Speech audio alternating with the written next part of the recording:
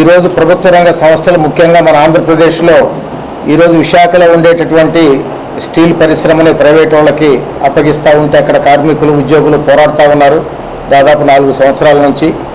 అట్లాగే మన నెల్లూరు జిల్లాలో జెన్కోని ఆదాని జోబులో పెట్టాలనే ప్రయత్నం చేస్తే దాదాపు 1 సంవత్సరం రోజుల పాటు పోరాడి కార్మిక వర్గం ఉద్యోగులు వెనక్కి నెట్టగలిగారు, అందరూ కలిసి పోరాడారు. అట్లాగే మరొక ప్రభుత్వ రంగ సంస్థ ఈరోజు ఆర్టీసీని దాన్ని నిర్వీర్యం చేసి ప్రైవేట్ వాడి చేతిలో పెట్టేదానికి రంగం సిద్ధమైంది.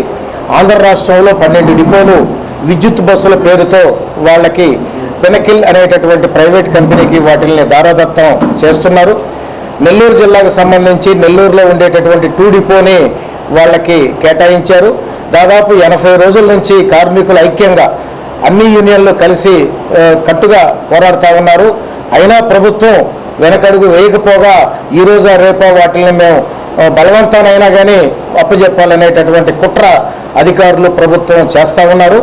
దీన్ని అన్ని కార్మిక సంఘాలు ఏఐటీయూసీ, సిఐటియు, ఐఎఫ్టియు, ఏఎఫ్టియు అట్లాగే మిగతా స్వతంత్ర సంఘాలు ఇవన్నీ కూడా ఖండిస్తున్నాయి. పోరాటానికి రంగం సిద్ధం చేశాం. ఇది ఒక కార్మికులకే నష్టం కాదు, ప్రజలకి నష్టం.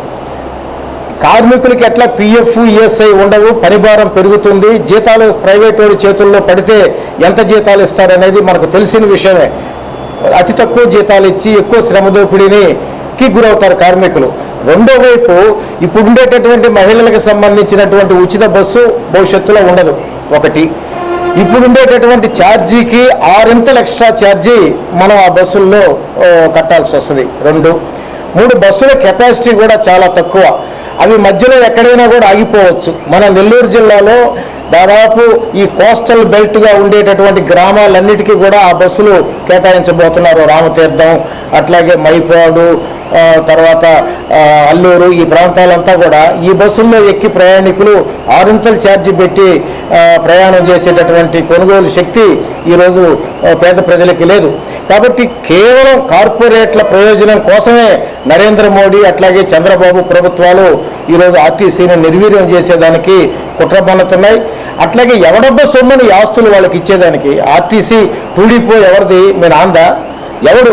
ఇక్కడ కార్మికులు కష్టం చేసి ప్రజల యొక్క మద్దతుతో ఇక్కడ 4.5 ఎకరాల పొలాన్ని పినకిల్ సంస్థకి ఇచ్చేదానికి నువ్వెవడు, వచ్చేదానికి వాడెవడు అని చెప్పి ఈరోజు కార్మిక సంఘాలు ప్రశ్నిస్తూ ఉన్నాయి. కాబట్టి తక్షణమే అధికారులు, ప్రభుత్వం కానీ ఈ నిర్ణయాన్ని వెనక్కి తీసుకోకపోతే ప్రజా సంఘాలు, ముఖ్యంగా కార్మిక సంఘాలు పోరాటాన్ని ఉధృతం చేసి రేపటి నుంచి మేము ఈ యొక్క నిర్ణయాన్ని వ్యతిరేకంగా అడ్డుకుంటాం. అటువంటి ఎలక్ట్రిక్ బస్సుల్ని తిరగనివ్వమని చెప్పేటటువంటిది కూడా మేము ఈరోజు మాట్లాడుకుంటున్నాం. అందరూ ప్రజలు, కార్మికులందరూ కూడా సహకరించాలని చెప్పి విజ్ఞప్తి చేస్తూ ఉన్నాం.